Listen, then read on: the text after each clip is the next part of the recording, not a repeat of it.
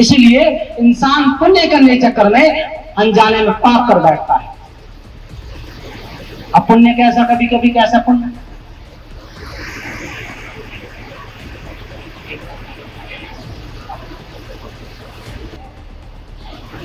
ऐसे समझे कि सर्दी का समय है, सर्दी का समय है, आपके घर के बाहर एक नाली है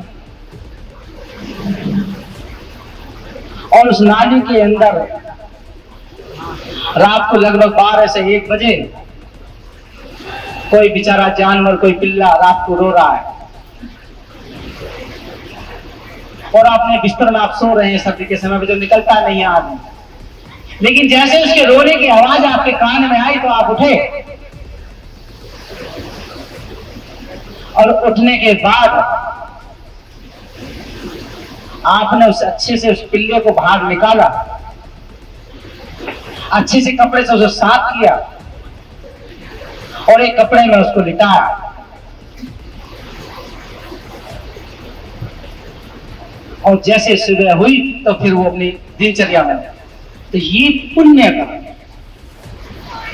पुण्य कैसे कैसे कर सकते हैं हमें जान लेना चाहिए। किसी कोई भूखा इंसान हो भोजन करा देना चाहिए, किसी नंगा इंसान हो उसको वस्त्र दे देने चाहिए। लेकिन सबसे जो बड़ा दान है तो बुद्ध ने कहा धम्म दान,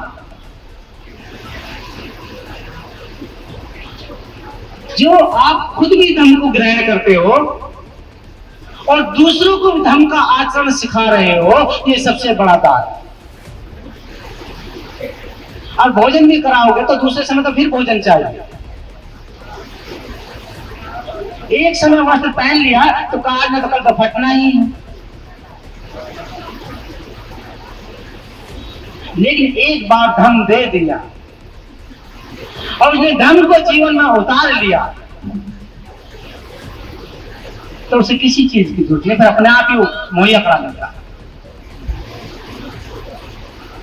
इसलिए भगवान बुद्ध ने कहा कि पुण्य है क्या, पाप दंड। एक घंटे पूरा हुआ, थोड़ी दूर से आए तो कम से कम यहाँ। बुद्ध ने कहा कि जो इंसान पुण्य करता है उसे सदगति होती है। जो पुण्य करने के 5 दंड, जब 5 गोल्ड कहा बुद्ध ने, 5 सिद्धांत जिसको पंचशील कहा था। जब भगवान बुद्ध ने गृह त्याग करने के बाद लगातार 6 वर्ष की तपश्चर्या करते हुए और बोध गया के अंदर पीपल के वृक्ष के नीचे बैठकर जब बुद्धत्व लाभ की, अब बुद्धत्व है क्या? अब साधारण मनुष्य के समझ में तो नहीं आ सकता, लेकिन बुद्ध ने कहा कि ये बुद्धत्व क्या है। मैं सिर्फ आपको 5 मापदंड दे रहा हूं। 5 ऐसे समझे जैसे मौसमी का जूस। जो इंसान इन 5 सिद्धांत को मानता है, 5 गोल्ड को मानता है, वो हमेशा चांद और सूरज की तरह चमकता है, वो बुराइयों से दूर हो जाता है, उसके जीवन में हमेशा कल्याण ही कल्याण रहता है। ऐसे 5 सिद्धांत बुद्ध ने दिए और क्या कहा कि जो इंसान इन 5 नियमों को मानता है वही पुण्य करता है। तो क्या है 5? कम से कम पता तो हो। तो भगवान बुद्ध के समय में पाली भाषा चलती थी जैसे आज हिंदी चलती है। अब पाली भाषा तो सबको समझ में नहीं आती, लेकिन हिंदी भाषा सभी को समझ। तो आगे आगे बंते जी बोल रहे थे, पीछे पीछे हम सब बोल रहे थे।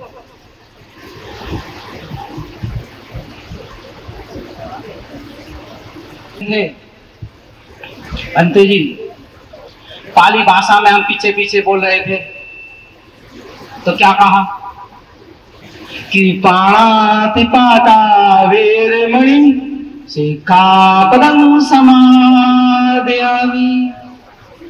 मैं मन, वाणी और शरीर से कभी ऐसा कार्य नहीं करूंगा किसी जीव को दुख पहुंचता हो। जीव चाहे छोटा हो चाहे बड़ा हो, किसी को दुख नहीं दूंगा, किसी की हत्या हिंसा नहीं करूंगा, मन से भी किसी के बारे में बुरा नहीं सोचूंगा, वाणी से भी किसी के बारे में अपशब्द नहीं कहूंगा, और शरीर से कभी किसी की हत्या हिंसा नहीं करूंगा। ऐसा बुद्ध सिखा रहा है। और दूसरा नियम, दूसरा गोल्ड बताते हुए बंदे जब आगे बोले, हम पीछे बोले तो कहा, आदिन दाना वीरमणि सिक्खापदं समादयामि। जो मेरी वस्तु नहीं है उसे ग्रहण नहीं करना, अर्थात चोरी नहीं करना, किसी को धोखा नहीं देना, किसी की बेईमानी नहीं करना, किसी से ठगी नहीं करना। लेकिन आज समाज के अंदर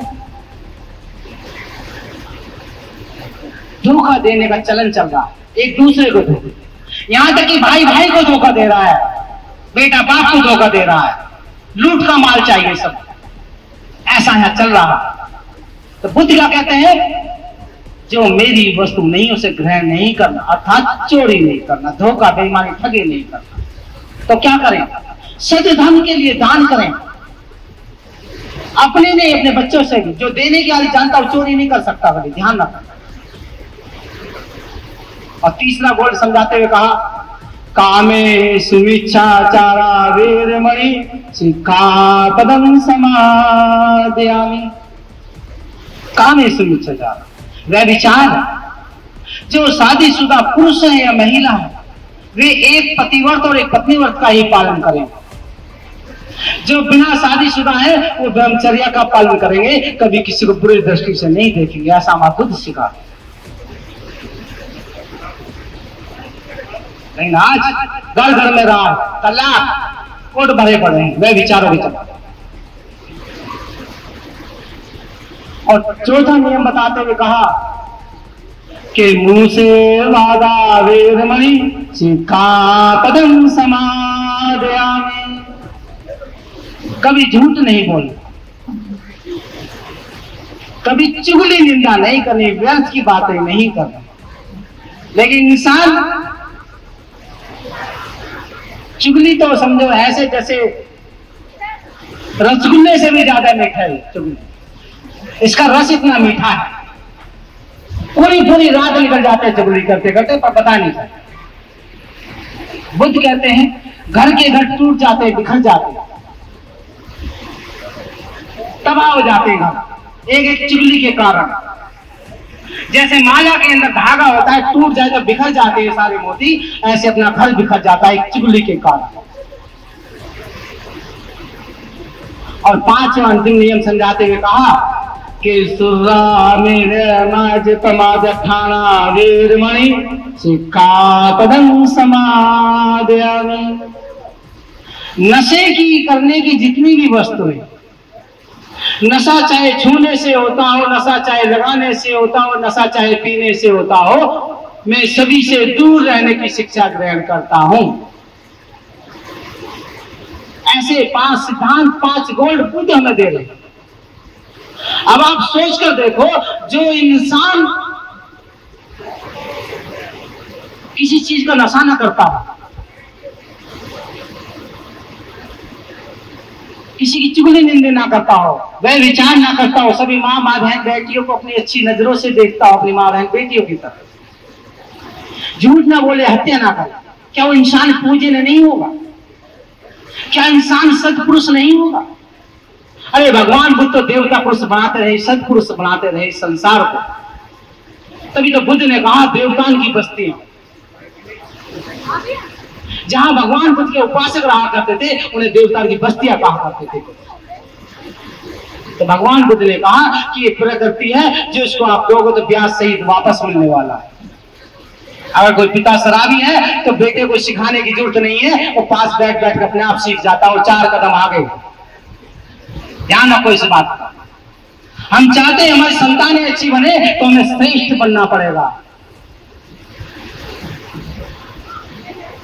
कोई माँ अगर चुगली करती है तो बेटी को सिखाने की जरूरत नहीं है, और पास बैठ बैठ कर 4 कदम आगे उससे भी आगे निकल जाती है। तो बुद्ध कहते हैं और माता पिता श्रेष्ठ हैं तो संतान भी श्रेष्ठ बनेंगी, श्रेष्ठ बनेंगी।